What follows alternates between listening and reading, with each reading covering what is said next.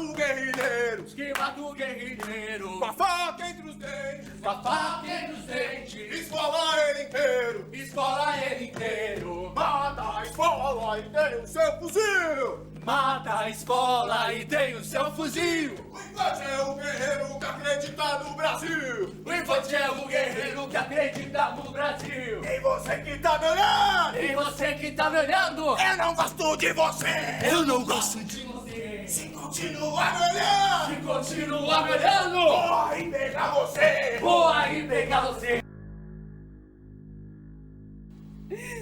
O recruta quer paninho de chão.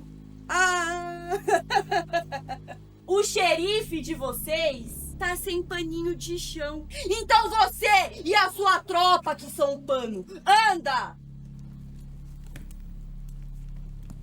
Bom, o que fez o soldado número 30 sonhar em ser militar foi única e exclusivamente pela falta de informação. Eu não tinha uma perspectiva de profissão, eu estava no meu ensino médio. Eu lembro que já no ensino fundamental, na pré-adolescência, eu vislumbrava muito o meu irmão, que havia sido da Marinha e depois ele foi da Polícia Militar. A minha mãe falava com muito orgulho da carreira do meu irmão. Meu irmão chegava fardado em casa, então isso era motivo de muito orgulho para minha mãe, né? Ver aquele homem que ela projetou chegar em casa, né, militar. E o pai dela, o meu avô, também havia sido militar da Marinha. Então minha mãe sempre almejou muito isso. Eu tenho uma ligação muito forte com a minha mãe. Ver ela feliz era a minha felicidade. Eu não sabia como era, eu só sabia que era bonito vestir a farda. Quando eu estava chegando próximo a escolher as profissões, eu ainda não tinha uma profissão definida. Eu queria muito vestir uma farda para dar orgulho para minha mãe. Posteriormente eu descobri que isso vem em razão a alguns fatores. Um deles é eu nunca tinha sido bom em nada. Na escola, eu reprovei 2 vezes e eu coloco isso no espetáculo. Talvez isso seria uma forma de dar orgulho para minha mãe, ser militar. Fui uma criança muito pobre, no sentido de minha consciência, ela vinha da televisão, ela vinha dos meus amigos, da escola. Eu não tinha uma consciência apurada, eu não sabia. Então, olha a ingenuidade, eu tinha visto um filme do Top Gun, então eu escolhi a aeronáutica, eu tinha várias opções, né? Exército, Marinha e Aeronáutica. Meu irmão era Marinha, foi da Marinha e depois policial militar. Falei, pra se alistar, aliste-se você. Eu vi aquela propaganda com 18 anos, eu falei, com 18 anos eu vou me alistar. Qual eu seria? Eu não sei. E aí eu vi o filme do Top Gun, eu gostava muito daquele filme. Eu falei, nossa, eu quero ser piloto de avião, piloto de caça. Me alistei achando que eu seria um piloto de caça assim que eu me alistasse. E não foi nada daquilo, né? Então, aquele sonho logo se desfez porque eu descobri que eu não iria ser um piloto. E o caminho para eu ser um piloto necessitaria de um pouco mais de estudo, de aprofundamento nos estudos, concursos públicos, enfim, uma base que eu não tinha ali. A Polícia Militar perdura no Brasil por 54 anos, né? Ela foi criada não para caçar bandido, para trazer segurança pública, segurança social, mas sim para perseguir opositores ao regime militar. E naquela época tinha licença para matar, torturar, prender sem ordem legal. Muita gente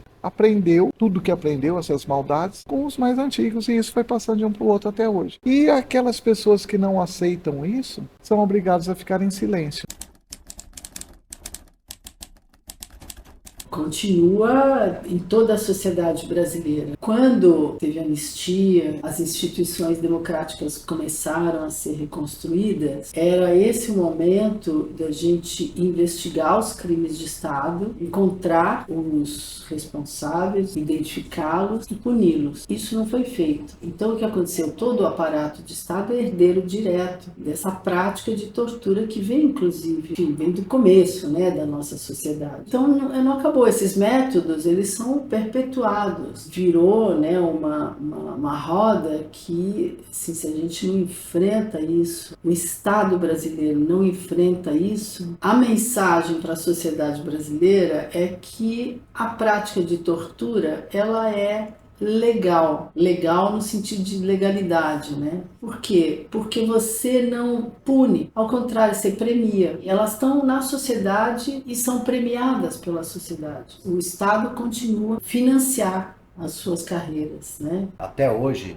nós não nos livramos da cultura da tortura. A gente está vivendo, continua vivendo a tortura. A polícia não é uma entidade confiável. O que é para uma criança ver um policial com uma metralhadora na mão na esquina de uma padaria? Teve um assassinato agora na porta do maior aeroporto do Brasil. onde os executores são policiais militares. Que polícia é essa? A quem que eles estão protegendo realmente? Tinha gente ali que não tinha nada a ver e morreu. A formação do policial militar, ela não é no sentido de apaziguar, ela vai no sentido da violência mesmo. Claro, existem policiais que não se encaixam nisso, né? Mas a maioria é corrupta. Nós precisamos passar a limpo a ditadura, porque o comportamento policial ele está ligado ainda a essa cultura da violência. Em algum momento, se você não pensar como eles pensam, você é sujeito à tortura. E a peça do Luiz, quando ele narra o tipo de treinamento que ele tem e o tipo de relação que tem durante o trabalho, são relações violentas. Toma aqui a sua camiseta. Quem sabe assim, você não esquece ela mais fora do armário. A visão que eu tenho da PM é que ela não deveria existir, né? Uma polícia militar. Porque o militarismo em si, ele é uma coisa que não tem necessidade de estar acontecendo aqui no Brasil, né? Eu penso muito que a quem essa polícia serve, né? A quem essa polícia está servindo. Ela está servindo de fato a população? Ela está nos protegendo? Não. Porque você anda pela rua e você vê que a violência está aí, né? Então, pra que exatamente ela existe, né? É uma forma muito truculenta, muito bruta de lidar com a segurança pública, né? Então eu acho que polícia militar não deveria ser dessa maneira.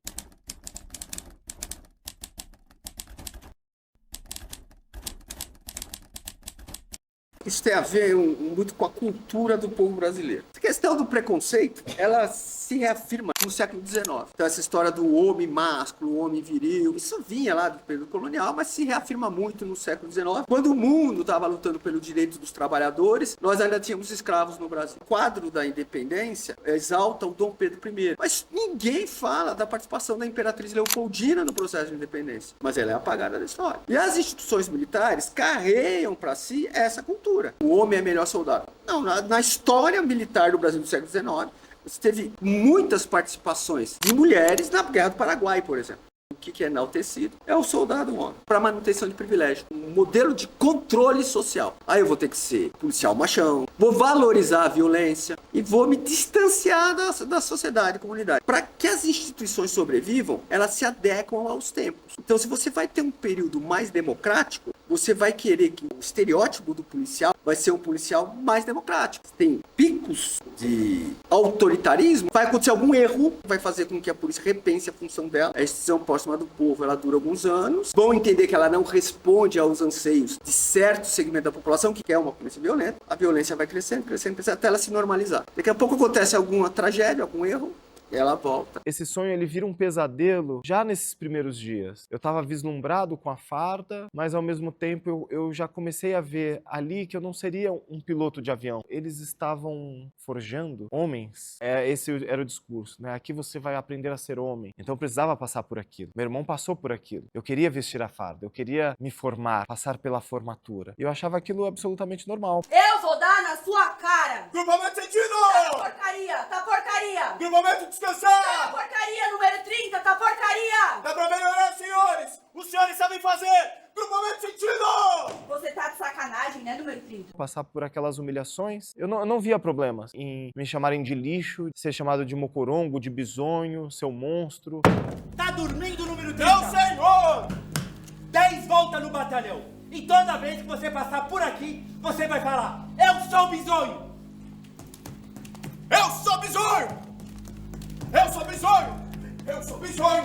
Eu sou bisonho! Eu ser um número, eu ter toda a minha identidade, toda a minha cultura cortada em prol da hierarquia e da disciplina. Eu não tinha voz. Não era escutado. Mas eu acreditei naquilo. Eu acreditei fielmente. Então, o sonho ainda permanecia. Preciso passar por tudo isso para me formar, para pegar a minha farda. O meu irmão conseguiu. Para ser homem de verdade, eu precisava passar por tudo isso. Eu não via nenhuma problemática naquilo. Eu acreditava que eu era mais, cantando aquelas canções, passando por tudo aquilo. E depois que eu me formei e coloquei a farda, de certa forma eu me senti um pouco superior. Eu passei por tudo isso. São poucos que passam por tudo isso. Era vendido isso no quartel. São poucos que passam por isso. Eu nutri outros sonhos. Desfez, né? Virou um pesadelo, porque eu não seria um piloto. mas ao mesmo tempo eu estava vestindo a farda. Mas eu não parava para pensar que eu era um trabalho braçal, serviçal. Eu não tinha consciência de classe, né? Que eu era um peão, no melhor sentido da coisa, assim, que fazia as coisas andar. Que eu tirava serviço de guarda, que eu trabalhei no rancho, trabalhava na cozinha, eu trabalhei na casa do coronel como um empregado, né? Fazendo serviços domésticos na casa do coronel. Aquilo era uma divisão. Então eu tinha sonhos que eram nutridos, eu trabalho para o comandante, mas ao mesmo tempo eu tinha algumas coisas.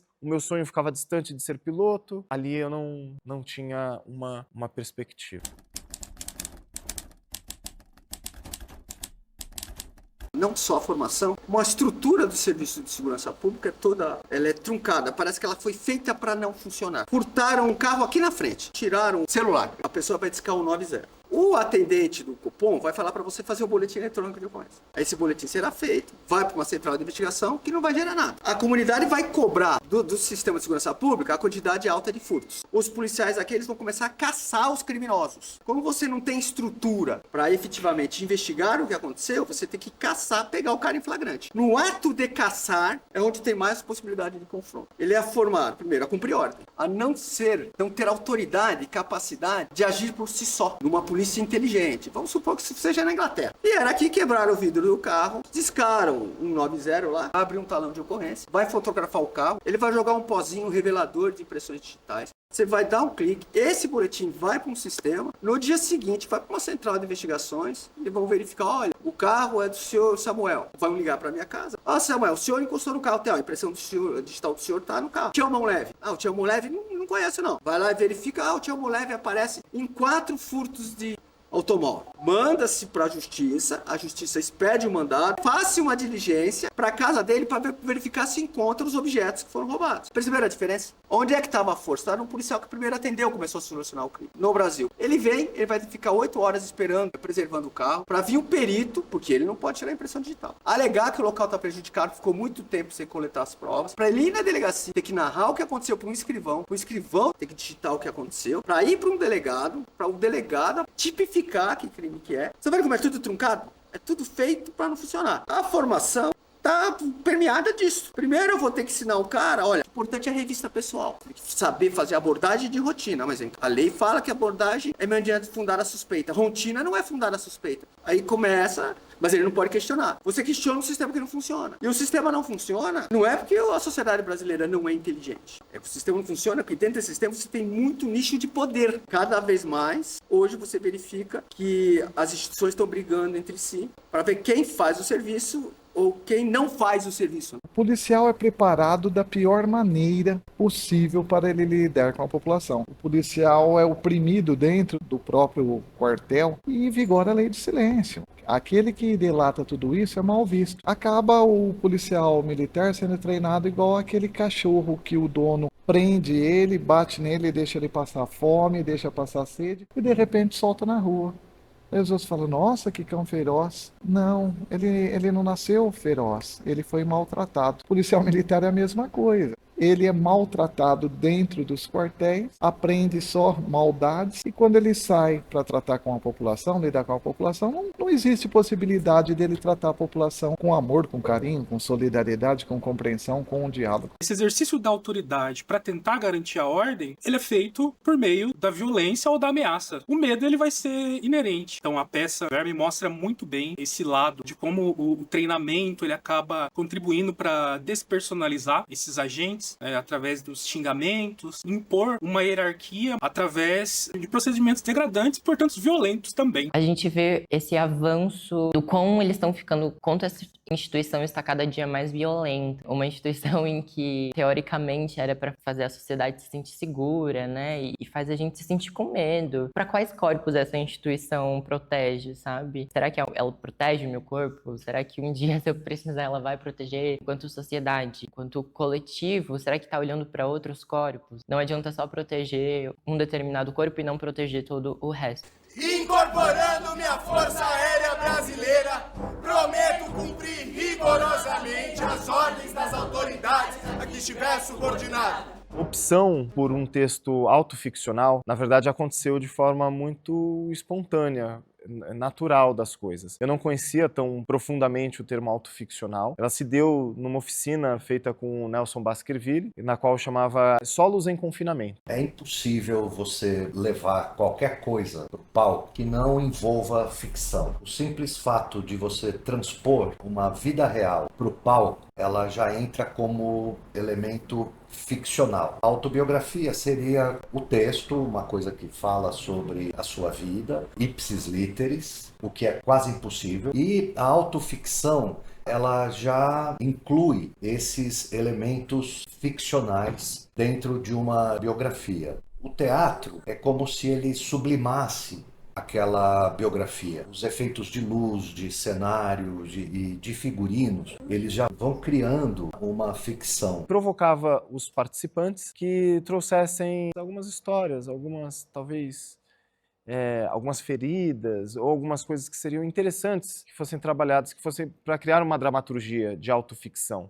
Mas para mim me causou espanto porque o termo autoficção, ela parece que é tudo mentira, né? Que não é verdade. Segundo o Blanco, é um estudioso de autoficção, ele mistura propositalmente elementos ficcionais. Então ele chama autoficção a história que ele quer contar com elementos ficcionais propositais, que não aconteceram. Eu tenho uma linha de trabalho um pouco diferente, eu deixo a coisa rolar de um jeito que a própria encenação, a própria atuação dos atores já vai levando para um lado ficcional. De onde vem toda ficção, se não da realidade, né? É muito difícil a gente entender uma história que tenha saído do nada. Então, os aspectos biográficos, eles estão sempre dentro da obra de ficção. E toda a biografia também carrega os dados ficcionais. Uns tempos para cá, o termo ele vem ganhando uma outra proporção, porque ficção não quer dizer que não seja verdade. A ficção, a ferramenta necessária para aquela pessoa, aquele sujeito que está contando a história possa narrar, trazer a sua narrativa. O real que está acontecendo agora. De resto, eles são eventos ficcionais. Um historiador, ele traz evidências e para ele contar um trecho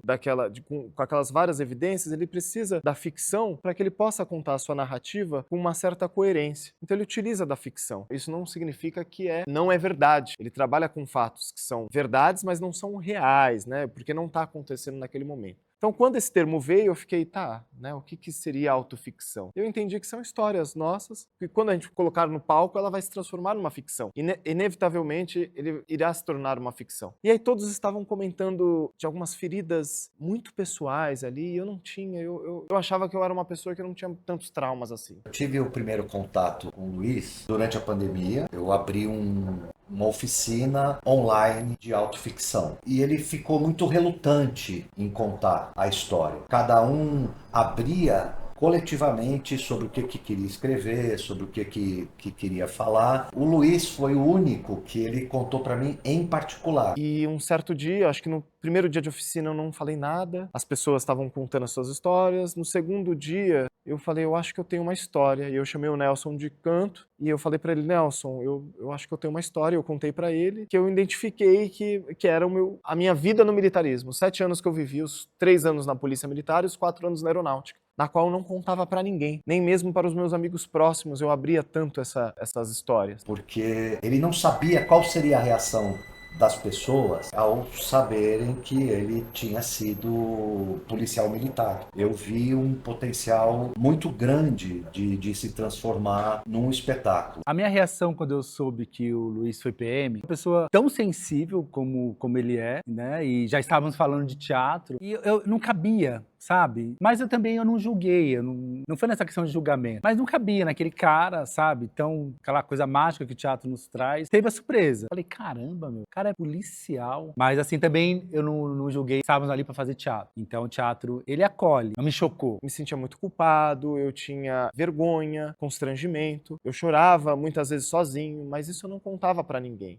E eu falei, eu acho que esse é o momento. Foi aí que foi decidido, assim. Eu senti um local muito seguro, porque outras pessoas estavam contando de outros traumas. Eu trouxe aquele trauma, eu falei, gente, eu fui ex-policial militar. Eu lembro que todo mundo ficou, como assim? Sempre gera esse espanto. Talvez agora, pela minha consciência, né, estar muito oposta ao que majoritariamente os militares, né, a cabeça dos militares. Então as pessoas com muito espanto me olharam, e aí eu contei, eu chorei. E a partir dali eu comecei. Não foi nada planejado, olha, vou contar a minha história, um dia vou trazer minhas feridas. Não. Eu queria trabalhar com o Nelson Baskerville, que é um diretor que é de Santos, eu também sou de Santos. Eu tinha muita afinidade por alguns trabalhos que eu já tinha visto com ele. Era tempo de pandemia, eu tava doido para trabalhar despretensiosamente.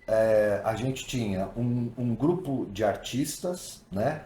E um desses artistas trazendo experiências de um mundo onde a gente não tem vivência. Eu não convivo com policial militar, a nossa bolha, né? Eu vi uma coisa muito forte e também, principalmente, o conflito que ele próprio carregava de ter tido essa experiência e não ter aberto isso para as outras pessoas. Ficaram todas bem surpresas. A gente lida 90% com situações familiares, ou no máximo alguma história ali do trabalho, alguma coisa assim. Ninguém ali tinha trazido uma história tão fora do nosso repertório. Ele não queria falar que ele tinha sido policial. E claro, porque também a gente carrega um preconceito. Inicialmente a gente tem um preconceito, né? Mas também as pessoas foram muito acolhedoras. A experiência que eu tive com isso foi com o Luiz Antônio e Gabriela, onde eu precisava expor uma história pessoal com a minha irmã trans dentro de uma família classe média dos anos 60. O entendimento das famílias é que aquilo era uma opção, mas isso causou muito problema, porque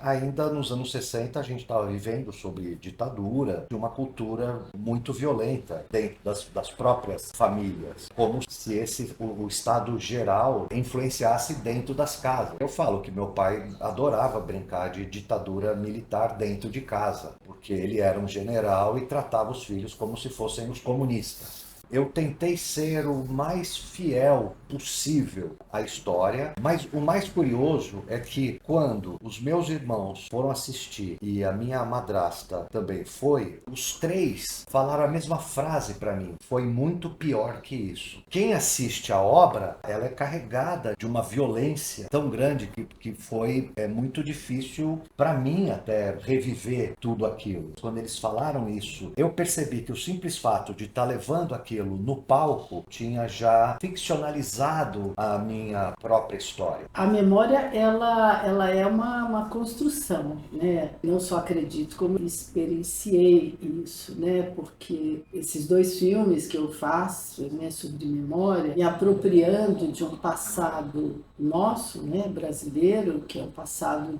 onde o Estado, né, a violência de Estado causa danos, não só nos movimentos, na democracia, mas no corpo das pessoas. E eu tive um trauma, que foi o suicídio do pai da minha filha, e que me fez também construir uma memória. E quando eu consegui contar para minha filha, ela tinha 28 anos, eu percebi que eu também tinha feito uma outra memória, de que todo mundo sabia, mas eu não sabia, não tinha contado para quase ninguém. O fato de ter sofrido um trauma, eu pessoalmente, né, e silenciar, isso me perturbou e me impediu realmente, né, de construir, como se alguma coisa deixasse de funcionar. Eu tive um convite da vida para tratar desses temas da ditadura. Coloquei a minha experiência nessas histórias. E essas histórias são histórias que eu não vivi, porque, enfim, eu era criança na época da ditadura, né? Não sou dessa geração, né? O desafio foi exatamente tornar a memória dramática, a busca pela memória dramática, no sentido de construir uma narrativa dramática para estar num filme, numa série.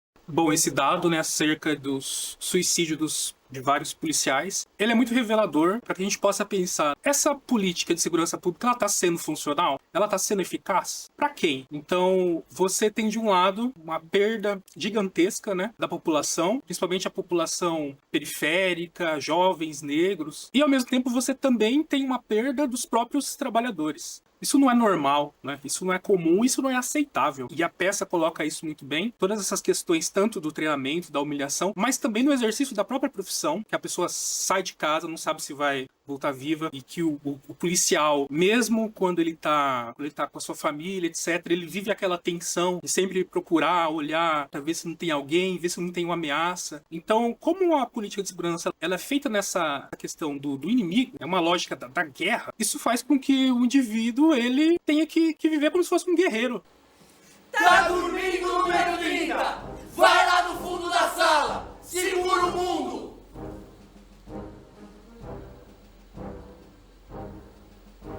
Tá cansado, seu lixo? Vai! Segura o mundo direito!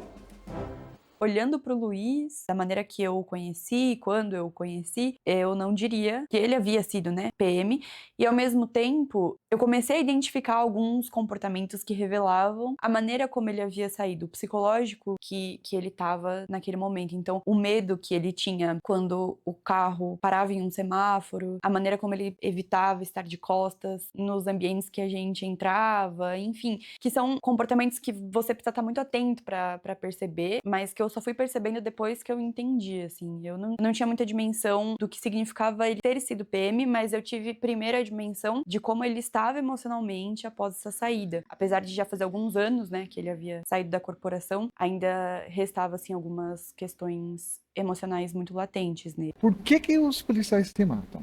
É o estresse da profissão? Não, são várias questões. Inclusive o fato deles verem colegas cometendo crimes e eles não poderem testemunhar sobre esses fatos. Então, a pressão sobre o policial militar como profissional não é só o fato da sua jornada ser algo duro, de ter que enfrentar tiros, de ganhar pouco. Também tem a ver com a lei do silêncio, que se fosse na máfia era chamada de omerta. Na polícia militar eles falam que é irmãos, um abraça o outro. Mas na realidade é um ambiente de opressão e que inclusive, né, o que proporciona esse clima ruim é a hierarquia. A hierarquia que não permite questionar o superior das coisas erradas, das opressões. Eu vejo esses números como um retrato da falência da polícia militar. Se você vive num ambiente violento, você vai criar mecanismos de proteção a esse ambiente violento. Algumas pessoas desenvolvem mecanismos melhores. Outras pessoas não desenvolvem mecanismos, reproduzem a violência. Pega uma pessoa que tem prazer com a violência e coloca ela no ambiente violento. Eu estou potencializando problemas futuros. A minha função, por exemplo, de formação policial, a questão do assédio moral. Por que o assédio moral é pernicioso? Porque o assédio, você tem um policial que já trabalha no ambiente violento.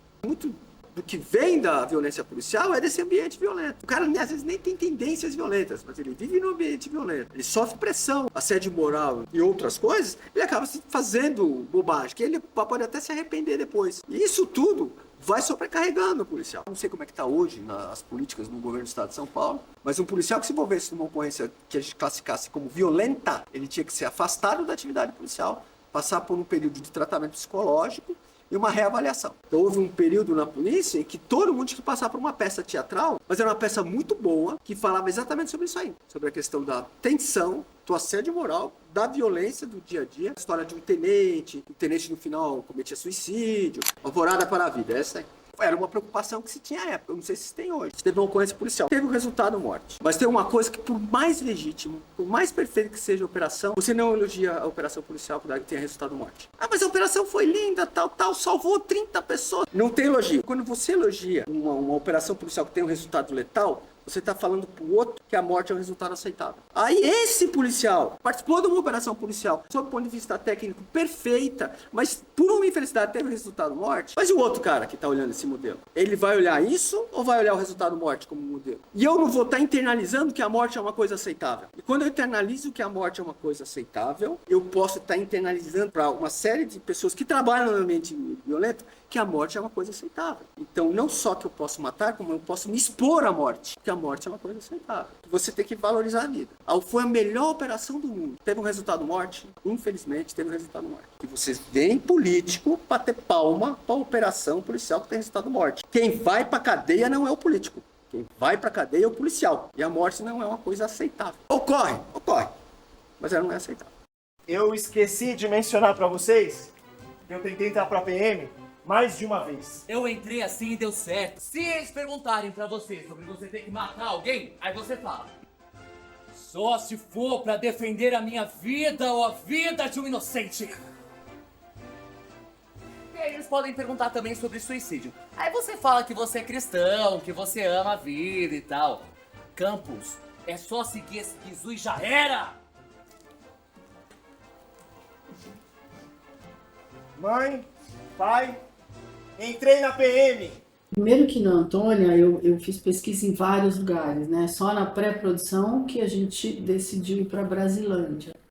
Muito por conta, né, do cenário, que é muito significativo. Essa cidade de partida, ela tá na imagem, né? Você vê o território. Eu queria saber aonde é que as pessoas jovens se reuniam. Não tem. Por que não tem? Ou não tinha na época? Porque bastava juntar 2 ou 3 que a polícia vinha. E as casas que abriam, a polícia fechava de uma forma bem violenta, né? A gente viu como eles podem atuar naquele caso onde foi Heliópolis, né? Onde a polícia chega, a gente vê, enfim, né, tortura, batendo nas pessoas que saíam de um corredor, que estavam num baile funk, enfim. A diversão na periferia, ela é criminalizada. A violência policial se justifica perante a sociedade. E, mais do que isso, existe uma construção de que a periferia é criminosa. Ou seja, né,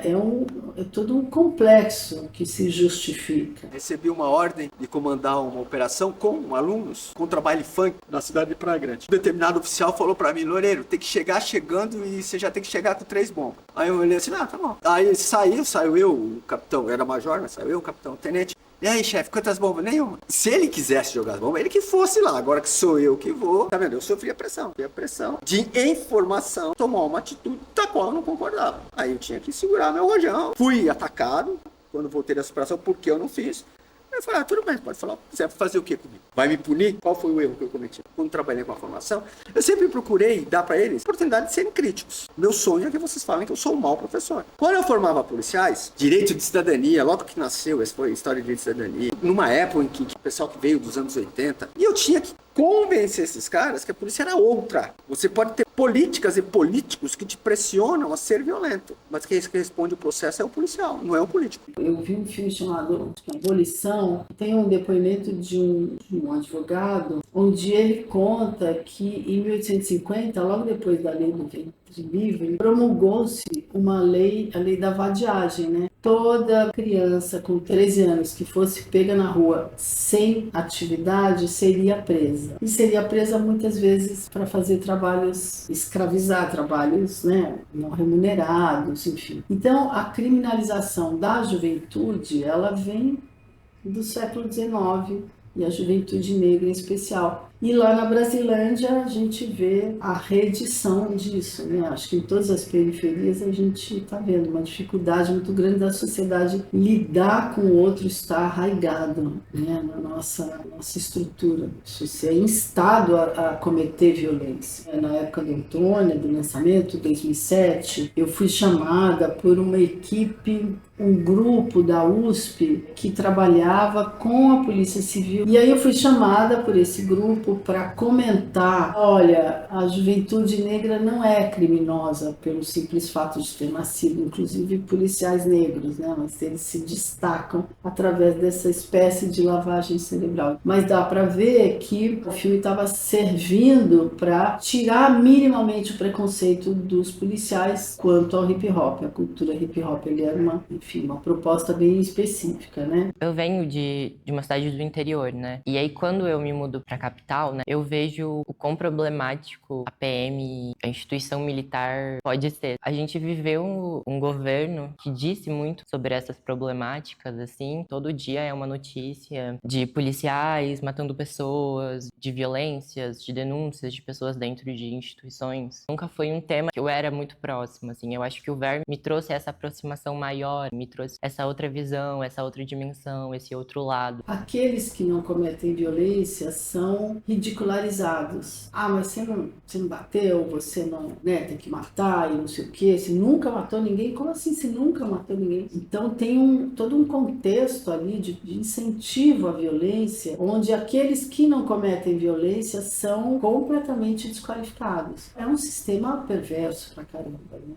Quem chama policial de herói, de guerreiro, né? Eles se tratam como guerreiros. Quem não é da corporação e tem essa visão de policial como herói é porque não conhece nada da periferia. Policial não é herói, não é guerreiro, é um profissional como outro qualquer, que escolheu sua profissão, ganha para defender a população. Ele escolheu porque ele tem vocação, ele gosta da adrenalina, ele tem objetivos e fez juramentos. Não tem nada que justifique dizer que ele age como herói. Quem é mais herói? Um médico que salva a vida de uma pessoa que sofreu um acidente, ou um policial que mata um preto pobre na periferia porque julgou ser suspeito de alguma coisa e muitas das vezes essa pessoa não tinha passagem nenhuma pela polícia. Porque eles não são heróis, são covardes. Eu construo, faz parte da cultura popular, cultura pop, esse mito do herói. Mas esse mito do herói, eu defendo o que é certo. Mas o que é certo? Construo uma imagem do certo e construo um inimigo. O fascismo faz isso.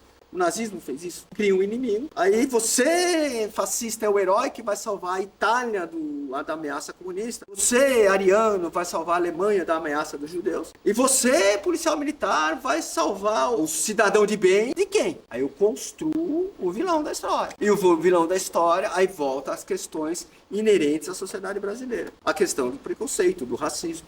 Sejam bem-vindos. Aqui é onde o filho chora e a mãe não vê. Vocês receberão um número para definir uma classificação temporária. Aqui entre nós não existe ninguém igual a ninguém. Sempre tem um que manda e outro que obedece.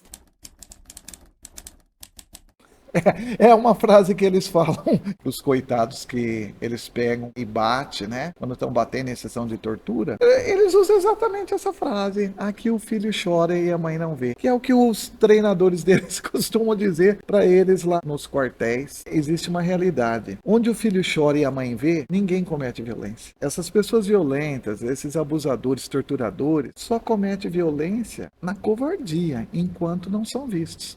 Então, a frase correta não seria: aqui é onde o filho chora e a mãe não vê. Aqui é o lugar onde a mãe não vê você ser torturado. O que eu posso dizer que o que é interessante de toda obra de arte é que, diferente da filosofia, diferente da ciência, tem essa capacidade de nos afetar. A peça, ela ultrapassa a questão do relato autobiográfico, porque ela usa isso como base, mas ela vai muito além disso, e ela vai muito além da questão da denúncia. Uma coisa que me chamou muita atenção e que eu fiquei pensativo foi a questão da escolha. O personagem principal, ele tinha o sonho, o desejo de ser militar, de entrar na polícia, e ele conseguiu tudo isso. E quando ele conseguiu, foi extremamente decepcionante, extremamente frustrante, né? Ele se viu ali diante de uma instituição que o violentava, né? Nas humilhações, no treinamento, mas ele também viu que nas próprias abordagens, né? No cotidiano do seu trabalho, ele precisava tomar atitudes, né? Comportamentos que ele mesmo não considerava corretos, né? Adequados, éticos. Ele precisou fazer uma escolha, e ele fez essa escolha a partir da questão que ele estava se tornando. Para mim, não é nem uma questão de bem ou de mal, porque talvez muitos dos que tenham continuaram porque acreditam que de certa forma estão fazendo um bem, ou porque talvez não tenha uma outra alternativa. Mas o personagem principal, ele percebe que para ele não dá. Ele faz uma escolha, e essa escolha é sair. Para conseguir viver, existe uma certa dissociação. Então o homem com a farda, né, o policial com uma farda é um agente público, transigente, um guerreiro. Sem a farda, ele é um ser humano, um cidadão como outro qualquer. Então muitas vezes ele tem um contato com a sua família que não é violento. Às vezes é um bom pai de família, um bom filho, né? Uma pessoa boa, simpática, que trata bem os outros, etc. Mas, quando ele coloca a farda, quando ele tá exercendo o seu papel, ele tem que ser opressor, porque se ele tá querendo impor a ordem por meio da autoridade, e de uma autoridade que vem pela violência, ele vai ter que ser um sujeito que tá disposto a utilizar essa violência. Então ele teve que escolher ser um fraco. E isso me chamou muita atenção, escolher ser um fraco diante ali da corporação e desistir. No caso dos nazistas, muitos deles diziam que faziam aquilo só porque cumpriam ordens, etc.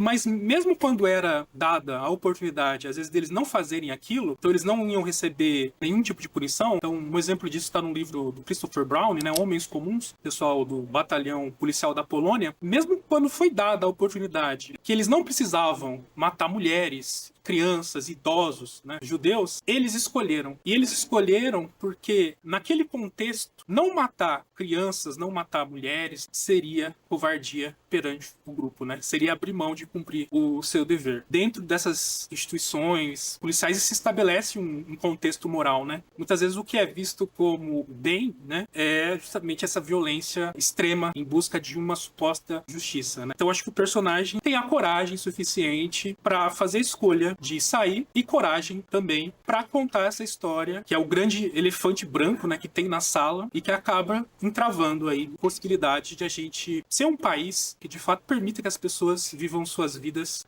de forma plena, possam ter uma vida digna sem se preocupar em ser violentado. Uma coisa que eu senti, igual se eu estivesse olhando num álbum de fotografia, porque eu sou nascido em 64. Eu assisti aquilo lá, revivendo a minha vida, a história do país que eu assisti, os fatos que são mostrados na peça. Eu acompanhei, né? Acompanhei no noticiário da época, não foi de ouvir falar. A ditadura, como eu morava no interior, eu não via os policiais batendo em ninguém, oprimindo ninguém. Só que na escola funcionava assim. A professora não deixava a gente questionar nada era questionado, tudo. Podia nem questionar informações científicas. A gente era calado, qualquer coisa reprimida. A professora era oprimida pela diretora, e minha mãe era professora, também era muito oprimida. Por sua vez, a diretora era oprimida por o seu superior, que era chamado de delegado de ensino. Olha só, a nomenclatura que deram para um dirigente educacional. A minha infância foi com a ditadura. Antes de começar a programação da televisão, um seriado que a gente assistia qualquer, uma novela, parecia um papel assim. Este programa foi aprovado e liberado pelo Serviço de Censura Federal.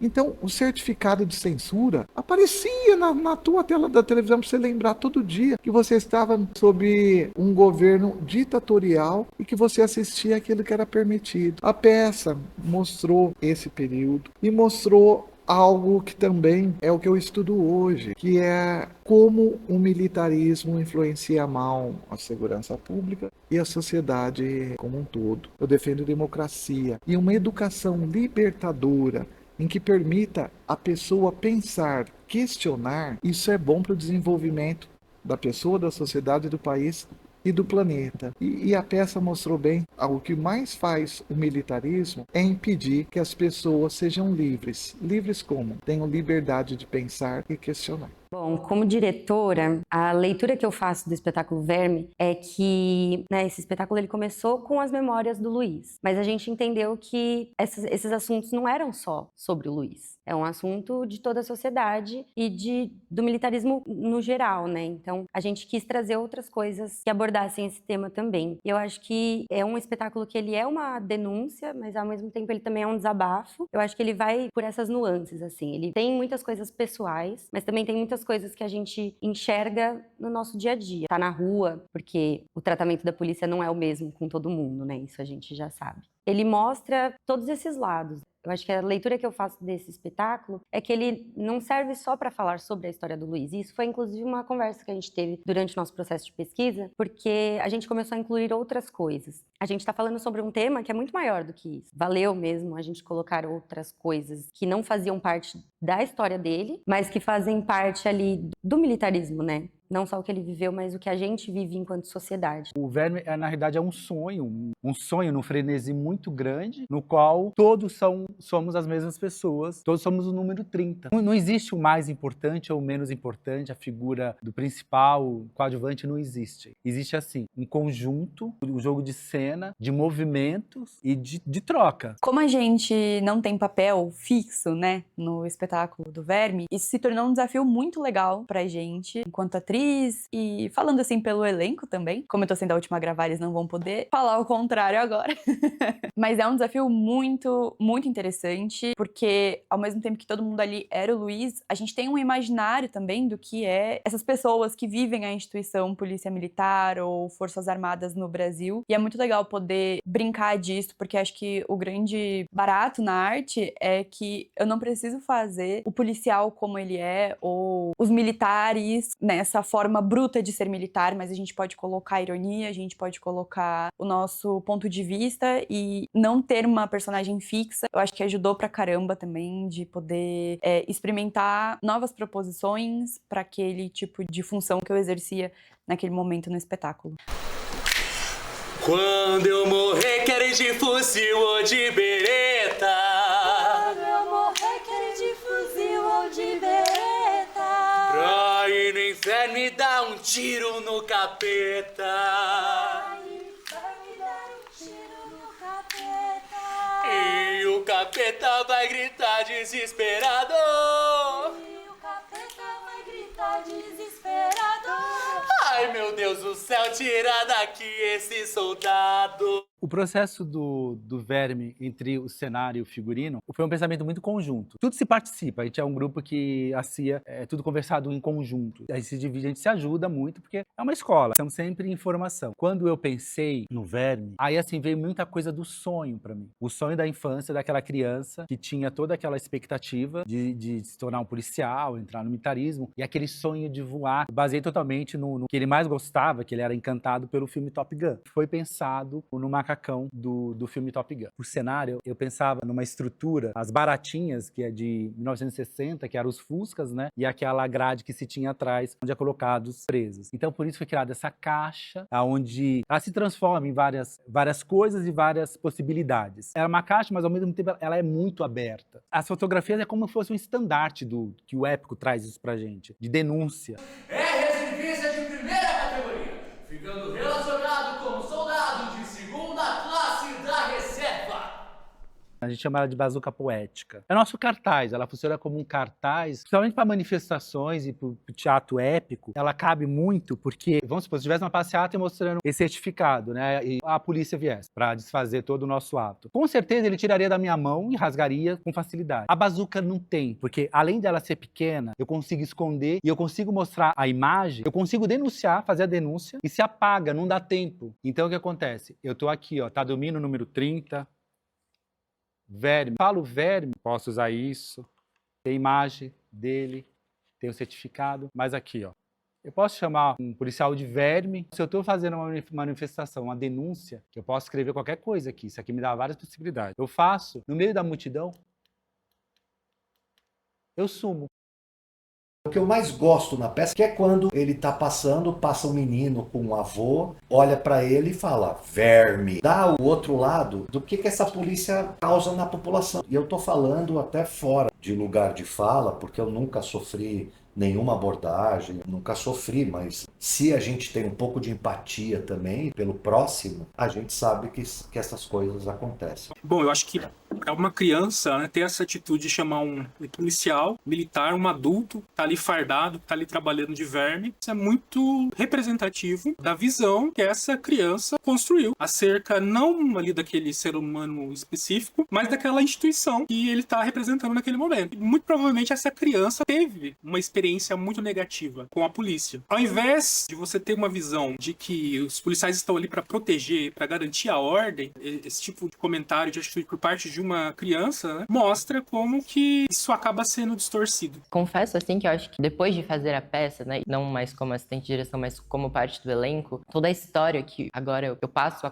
contribuir, também me coloca num outro lugar, me faz questionar ainda mais, assim, e me faz pensar que eles não são só as pessoas, né, que eles não estão protegendo, mas também com grupos de teatro, de ser violentos, com outras instituições, não mais com cidadãos. Me coloco nesse lugar agora de denúncia, como se o meu corpo em cena também denunciasse essa instituição, sabe? Eu fico pensando no meu corpo enquanto um corpo trans, interpretando esses personagens, essas figuras em cena e como isso chega, né? Porque também é uma instituição que foi muito violenta com corpos como o meu, então isso é uma forma de também denunciar as agressões que essa instituição faz com corpos como o meu. E desejo poder levar essa mensagem muito mais adiante também, para que chegue em outras cidades, que chegue em outras pessoas, que vá para além da classe artística. Também acho que essa é um pouco a função do teatro. A PM tem um preconceito muito grande com quem pensa, com quem faz arte. Os atores sempre sofreram muito com os militares. A classe artística tem, sim, um preconceito com a PM. Essa questão de nos defender nunca foi feita. E é histórica, né? A PM,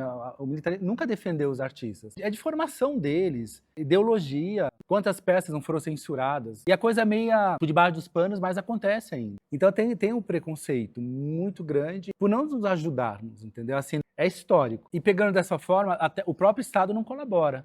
Acho que não tem 2 meses que o Teatro Vento Forte foi totalmente destruído, entendeu? O Estado não se preocupa, não fez questão nenhuma. Uma obra toda, ela é colocada no chão. Não se tem a preocupação de um local de formação. Os fatos, entendeu? As ações mostram, então claras. A arte não é bem-vinda, porque faz o cidadão pensar e ver como as coisas realmente são. A classe artística, a gente nunca foi bem visto, entendeu? A gente sempre levou porrada. O Estado não tá nem aí. Gostaria muito de estar falando ao contrário. Aonde eu quero atingir, aí é uma questão um pouco mais complexa. Por quê? Primeiro que então, existe uma questão social, está dada, inclusive no trabalho da Cia Los Puercos. A Cia Los Puercos, em todo o seu repertório, sempre teve a pretensão de trazer questões sociais que estavam postas na sociedade, né, no nosso tempo presente. Então, quando eu trouxe para a Cia Los Puercos, eu fui abraçado. Então, aí, veja, já passou, não é mais o curso. Tinha uma questão social. Mas quando nós fomos cavar um pouco mais, descortinar outras coisas, outros alvos. Então, por exemplo, hoje em dia é muito natural vermos canais, podcasts, YouTube, enfim, de militares, ex-militares, enaltecendo, falando das suas ocorrências, validando muito das coisas. E nós vemos, inclusive, com o governo anterior que tivemos, que foi de um governo militar, com ministros militares, um enaltecimento de alguns episódios. E eu, vendo isso em processo com o Verme, eu falei, peraí, não. Era quase que diariamente, várias notícias. Pensava, não, como assim? Tem muito mais coisa aí. O que esse militar está contando nesse podcast, por exemplo, ele não está contando tudo. Eu sei do que realmente acontecia quando eu estava na viatura. Então, por exemplo, eu sei que o militar carrega um P4. Um P4 significa algo que é sobressalente. Então, se eu quero montar um flagrante, se eu não encontro nada com você e eu quero prender você, tinha um P4, que era uma arma, uma droga. Isso tinha, eu vi. E ninguém pode desvalidar isso. E eles contavam coisas enaltecendo agressões, transfobia. E eu falo, não é possível. Peraí, e a galera nos comentários enaltecendo. E aí eu comecei a ver, não, o Verme tá muito mais embaixo. É necessário que eu traga, porque eu sou um ex-militar. Então veja, não sou, que eles alegam, né, jornalista não sabe de nada. Vem aqui viver o que nós vivemos. Eles falam, né, ou as mães que choram pelos seus filhos, que perderam seus filhos com balas perdidas, ou, né, com ocorrências. Elas são desvalidadas, essas mães, que perderam seus filhos em ocorrência. E aí só a voz, não, você não estava lá, seu filho é ladrão, ou seu filho não é santo. E aí eu pensei, eu estava lá, peraí, eu vi diversos direitos serem quebrados. Eu acho que o que eu mais vi nesse meu tempo de militarismo, tanto na aeronáutica quanto na polícia, é direitos humanitários sendo violados. Então, na aeronáutica ficou muito mais evidente, né, com a gente, porque a gente não saía muito pra rua, mas na polícia militar eram direitos sociais quebrados diariamente. Então, agressões físicas e verbais, entrar na casa sem mandato, disparos sem nenhum motivo, com arma de fogo, sem nenhuma responsabilidade, abordagens que fogem de todo padrão, você estereotipar. Então, se um indivíduo tem passagem, ele já é tratado como um lixo, ladrão, você é ladrão, olha pra baixo, não olha tá olhando pra mim por quê? É senhor. Então, você tratar um indivíduo assim, sendo que ele não foi, você só abordou ele e ele tem passagem e ele já cumpriu a pena dele. Muitas coisas aqui dentro que eu sabia e que eu poderia refutar qualquer militar em qualquer podcast com os meus argumentos, com as minhas vivências. Porque não foi ninguém que me contou. Eu não vi pela televisão. Eu vi. É muito importante o trabalho das comissões da verdade, dos grupos, né, de mortos e desaparecidos, de familiares de mortos e desaparecidos, e de toda a sociedade civil que luta e que pontua os direitos humanos. É fundamental que esse trabalho seja feito para a gente nunca se esquecer de que a gente tem que lidar com isso. E lidar com isso é identificar os culpados, investigar esses crimes e, quando culpados, na verdade, né, responsabilizá-los e puni-los. Senão, isso vai se perpetuar. E, obviamente, isso acabou se perpetuando na periferia. Né? Os números de assassinato, né, de pessoas negras são astronômicos. Né? A segurança pública no Brasil é resultado da incompetência dos nossos governantes. Fatores históricos influem para que a segurança pública não seja das melhores. A própria existência da Polícia Militar, que ela foi criada para defender a ditadura, é um dos motivos da segurança ser ruim. Outro fato que prejudica muito a segurança pública no nosso país é a gente não ter uma polícia unificada, polícia civil e polícia militar, para trabalhar junto, ou seja, a polícia ostensiva e a polícia judiciária. O que prejudica muito a segurança pública é a falta de integração. Deveria ter comunicação com a segurança de cada estado um com o outro, o cadastro das pessoas, a identificação civil, o cadastro da identificação criminal, a proteção das fronteiras, tudo isso prejudica. A segurança pública é uma tragédia, resultado da incompetência dos nossos governantes. Na Constituinte de 1988, se tentou unificar a Polícia Civil e a Polícia Militar. Seria um avanço tremendo, mas naquela época, há 36 anos, ainda a influência dos militares era muito grande. E a elite, os coronéis da Polícia Militar, pressionaram e não permitiram essa integração. Então vejo como uma tragédia a nossa segurança pública. Poderia até dizer em alguns momentos que é uma comédia, só que como causam muita dor e choro às pessoas, a gente classifica como tragédia. Nós estamos meditando, chorando, mas na verdade, chapéus, e só vai saber quem é. Qual razão?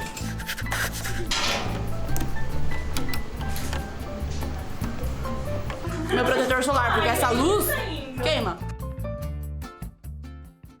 A nossa contemplação na lei de fomento não proporcionou só um conforto financeiro, ela proporcionou dignidade para o nosso trabalho. Dignidade para a gente que pesquisou, criou o espetáculo em si, mas dignidade para todo mundo também que trabalhou com a gente e pôde ser justamente remunerado pelo seu trabalho, né? E isso, por si só, já é um pontapé muito diferente dos nossos outros trabalhos, porque isso proporcionou que a gente fizesse 3 temporadas do espetáculo, coisa que a gente não conseguia fazer quando o dinheiro saía do nosso bolso. Então, acho que essa contemplação fez com que a gente pudesse disseminar por 3 temporadas, um debate, até com esse documentário, esse assunto. Não no sentido de conscientização, porque eu acho que a peça fala muito mais sobre a trajetória do Luiz e como o Luiz lidou com essas questões durante a sua vida. Mas para quem assiste com esse olhar atento, entende e percebe as perversidades do caminho. Tanto na formação desses agentes, como quando esses agentes vão pra rua, quando lidam com a população, né? Então, sem a segurança que o fomento trouxe pra gente, seria muito mais difícil e o alcance seria muito menor também para a população, né? A gente fez questão de incluir uma pessoa estagiária no projeto, principalmente para poder dar oportunidade para algum estudante, alguma estudante de teatro, para participar de um processo do começo ao fim e também para dar essa ajuda financeira para os estudantes, né? Porque a gente sabe que não é fácil encontrar estágio nessa área, mas principalmente para dar essa oportunidade da pessoa entender como que é uma companhia, como é que a gente faz, participar do processo de pesquisa, entender os bastidores, né? Então, eu acho que isso foi muito legal e acrescentou muito pra gente também, porque tendo uma pessoa de fora que ainda não faz parte da companhia, também nos traz muitas coisas boas, sabe? Primeiro, a Clarice, como estagiária, ela nos trouxe muitas questões que a gente antes talvez não pensasse tanto, então eu acho que bateu muito, assim. Ela veio pra acrescentar mesmo. E depois a Jennifer também, ela ela também é uma pessoa que está nos ajudando muito em várias questões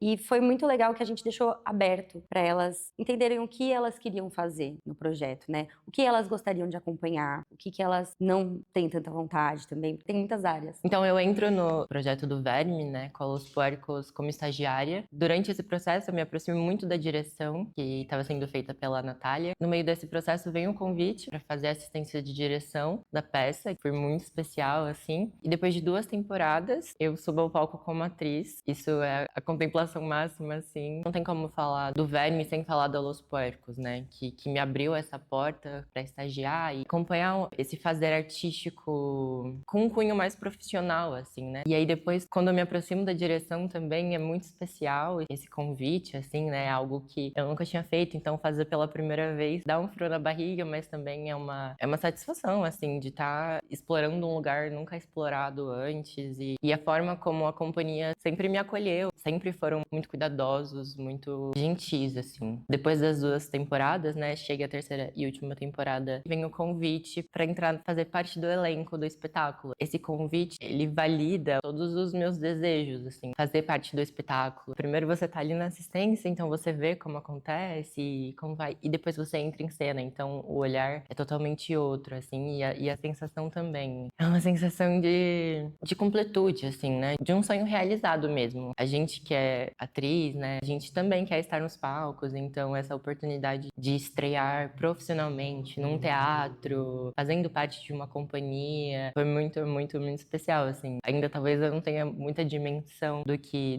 significou tudo isso, assim, e o que vem significando. Fico muito feliz também de ter as pessoas que fazem parte da companhia nessa trajetória, assim, são pessoas que hoje eu tenho como família, eles sempre foram muito generosos comigo. É a realização de um sonho e o Verme é um projeto muito especial que eu tenho no meu coração sempre. Foi muito gostoso, por exemplo, ter a Clarice como assistente de direção. Se eu estivesse sozinha, não teria sido da mesma maneira. Ela me ajudou muito nessas questões de entender como o espetáculo ia funcionar e me dar opiniões também, porque mais uma pessoa, né, nos ajudando. Desde que a gente começou a se inscrever em editais, a gente pensa em colocar uma pessoa estudante. A gente queria até mais pessoas, mas o que a gente conseguiu foi fazer uma pessoa e foi ótimo, para dar essa oportunidade também. Olá, eu sou Ismael. Eu sempre quis fazer teatro, só que antes eu não tinha muita coragem, eu era mais tímido. Aí agora eu tô aproveitando o meu embalo de mais corajoso, comecei a fazer muito teatro. Eu conheci pelo Instagram, já me inscrevi, comecei a fazer e tô adorando. Já quero seguir carreira, né? Meu nome é Natália. Eu estava muitos anos sem fazer teatro, desde quando eu engravidei, eu parei. Estava me sentindo muito sozinha, sentindo uma falta imensa do teatro. Minha prima me indicou a oficina, eu fiquei muito feliz, fiquei muito ansiosa quando abriu as inscrições. É longe, mas assim, pra mim é prazeroso vir, prazeroso quando eu volto pra casa, e eu tô adorando porque tá me conectando com o que eu sempre fiz desde criança, assim, tô muito feliz mesmo. Aí é isso que a Los Puercos, talvez essa é a pretensão, de ir além, de eu não venho pedir desculpas por coisas que eu tenha cometido ou que eu tenha feito, eu tô aqui aberto, assim, eu não venho pedir, eu sei o que eu fiz foi muito errado, todas as coisas não tem como eu voltar atrás, mas esse espetáculo, ele vem pra escancarar, e talvez essa seja a minha pequena contribuição, porque as merdas que eu fiz, eu já fiz. E tenho tratado em terapia, aqui na peça. Mas talvez essa seja uma pequena contribuição, não sei. Em transformar em arte toda essa minha dor, todos esses meus traumas. Acho que é isso. Vem, Josemir, vem. Vem todo mundo, vem, Isa. Vem. Você vai fazer a gente chorar agora? Não. Eu não quero falar muito. É muito bom ver essa roda cada vez maior. É muito bom mesmo. É porque... é porque sempre mais pessoas com a gente, pessoas que a gente pode confiar, que a gente pode trabalhar junto, né, mesmo. E é muito, muito gostoso isso. E eu queria agradecer a todo mundo que tá aqui. E agora vou parir o meu filho e agora é com você. E... eu amo você. Te amo. Eu sou muito chorona. Mas para que vocês que estão chegando e agregando agora nesse momento, que é um momento muito, muito, muito, muito esperado pra gente. A gente começou, gente, numa garagem. E nosso primeiro linóleo foi doado. E a gente não sabia o que a gente estava fazendo, assim, claro, a gente sabia teatro, mas a gente não tinha o preparo ainda para chegar onde a gente queria chegar. E, claro, a gente está em construção diária, constante, mas chegar aqui hoje, eu acho que é muito além de tudo que a gente esperava e aconteceu de uma forma muito bonita, com uma história de um de nós. Então hoje é um dia com um significado, assim, absurdamente gigantesco e é muito bom dividir isso com vocês. Vamos lá?